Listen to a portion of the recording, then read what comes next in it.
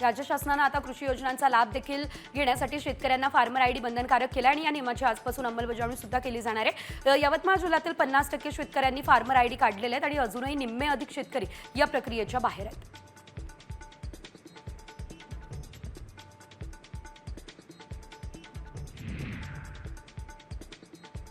पुणे विद्यापीठाकडून परीक्षा अर्जासाठी पुन्हा मुदतवाढ देण्यात आली आहे। उन्हाळी सत्र परीक्षेचं वेळापत्रक टप्प्याटप्प्याने प्रसिद्ध केलं जाते। परीक्षेचे अर्ज करण्यासाठीची मुदत जी आहे ती यापूर्वी संपलेली आहे। सलग 4 ते 5 वेळा अर्ज करण्यास मुदतवाढ देण्याची वेळ विद्यापीठाच्या परीक्षा विभागावर आलेली आहे।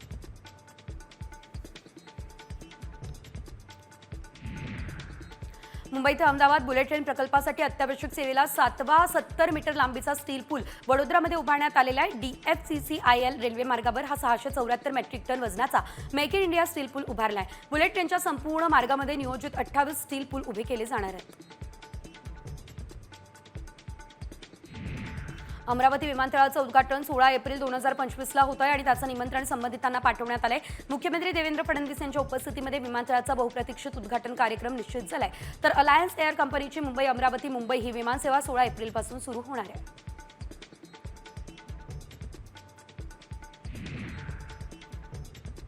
MMRDA सध्या उभारत असलेल्या मेट्रो 2B या मार्गिकेचे मंडाळ डेपो ते डायमंड गार्डन दरम्यानचं काम पूर्ण झालं आहे आणि त्या पार्श्वभूमीवर बुधवारपासून या टप्प्यातील 5 स्थानकांदरम्यान मेट्रोची चाचणी सुरू होणार आहे। त्यासाठीची आवश्यक तयारी पूर्ण झाली अशी माहिती देखील वरिष्ठ अधिकाऱ्यांनी दिली आहे।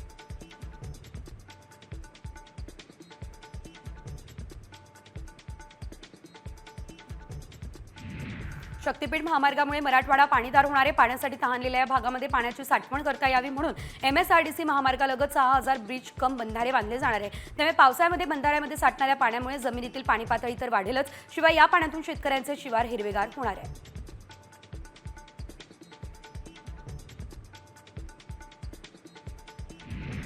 राज्यात अनेक ठिकाणी तापमान वाढले। राज्यामध्ये सोमवारी सोलापूरमध्ये सर्वात जास्त 42.2 अंश सेल्सिअस तापमान नोंदवण्यात आलं। 7 एप्रिल रोजी सोलापूरमध्ये 42 अंश सेल्सिअस तापमान नोंदवण्यात आलेलं आहे। त्यानंतर सोमवारी त्यामध्ये आणखी वाढ झाली आहे, त्यामुळे सोलापूरकरांच्या अंगाची लाही होते।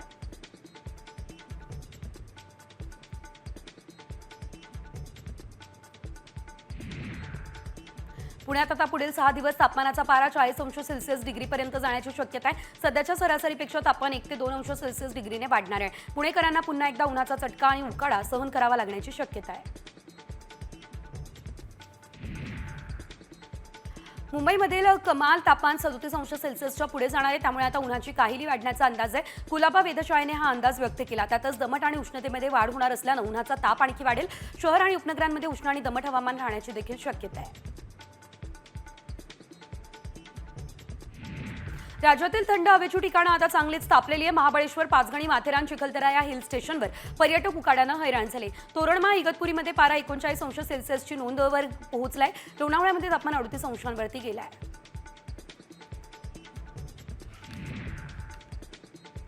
तिकडे मराठवाड्यामध्ये तापमानातील चढ उतार जो तो सुरू आहे। दुपारी उन्हाच्या झळा आणि रात्री उकाडा कायम दिसतोय। सायंकाळनंतर मात्र काही भागामध्ये अंशतः ढगाळ वातावरण निर्मिती होते। मराठवाड्यातील काही भागात वादळी वारे, विजांच्या तुरळक, अवकाळी पावसाची शक्यता असल्याचा अंदाज हवामान विभागानं वर्तवलाय।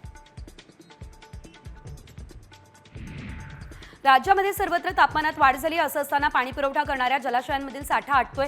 सध्या एकूण क्षमतेच्या 41% पाणीसाठा जलाशयांमध्ये शिल्लक आहे। त्यात पुणे विभागात सर्वात कमी तर कोकणात जवळपास 50% साठा आहे। सध्याच्या साठ्यावरती पुढील 2 महिन्यांपासून अधिक काळ काढायचं आहे, त्यामुळे पाणी जपून वापरण्याचं आवाहन जलसंपदा विभाग करत आहे।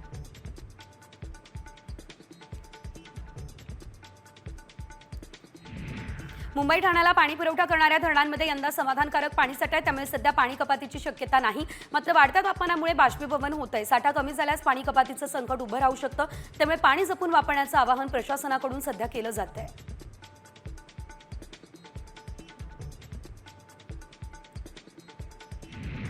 चेन्नईने सलग 5 पराभवानंतर विजय मिळवला। लखनौ सुपर जायंट्सला 5 विकेट्सने चेन्नईने पराभूत सुद्धा केलंय।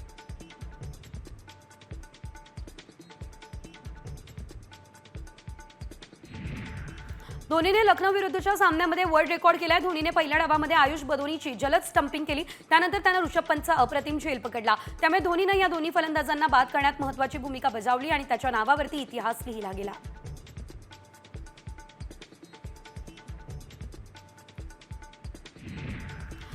चेन्नईने सलग 5 पराभवांनंतर विजय आता मिळवला असल्याचं आपण पाहतोय आणि त्यानंतर या विजयानंतर धोनीचे वादग्रस्त वक्तव्य चांगले व्हायरल झाले. मला पुरस्कार न देता नूर अहमदला द्यायला हवा असं धोनी म्हणाला. त्यामुळे या गोष्टीमुळे आता वाद होण्याची शक्यता नाकारता येत नाही, कारण एखादा खेळाडू सामन्याच्या पुरस्कारांवर आक्षेप कसा घेऊ शकतो ही चर्चा सध्या रंगली आहे.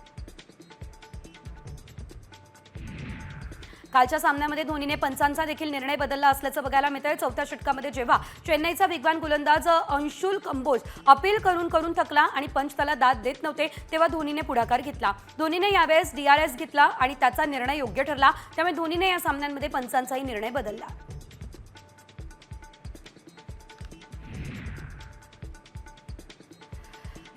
ज्योतिबा यात्रेतून राज्यमार्ग परिवहन महामंडळाच्या कोल्हापूर विभागानं सुमारे 25 लाख रुपयांचं उत्पन्न मिळवलं. 12 आगारांमधून जादा एसटी गाड्यांची सोय उपलब्ध केली. पहाटेपासून गाड्यांची डोंगरावरती ये-जा सुरू होती. दिवसभरात सुमारे 830 फेऱ्या झाल्या.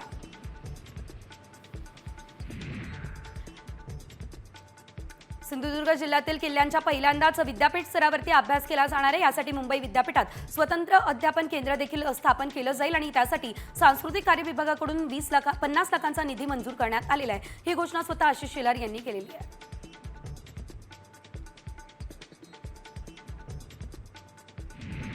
जुन्नर तालुक्यामध्ये अवकाळी पाऊस आणि गारपिटीनं टोमॅटो उत्पादक शेतकऱ्यांना चांगलाच फटका बसला. टोमॅटोचा लाल चिखल होऊन उभी पिकं उद्ध्वस्त झालेली आहे. या नुकसानीची पाहणी शिरूरचे खासदार अमोल कोल्हे यांनी केली आहे. संग्रामपूर या तालुक्यामध्ये भारत शासन राजपत्राद्वारे जन्ममृत्यू नोंदणी सुधारणा करू नये आणि नवे आदेश पारित करण्यात आलेले आहेत. कार्यवाही संदर्भात शासनाकडे मोठ्या प्रमाणावर तक्रारी सुद्धा प्राप्त झालेल्या होत्या. या प्रकरणी जुने सर्व दाखले सुद्धा रद्द करण्यात आलेले आहेत.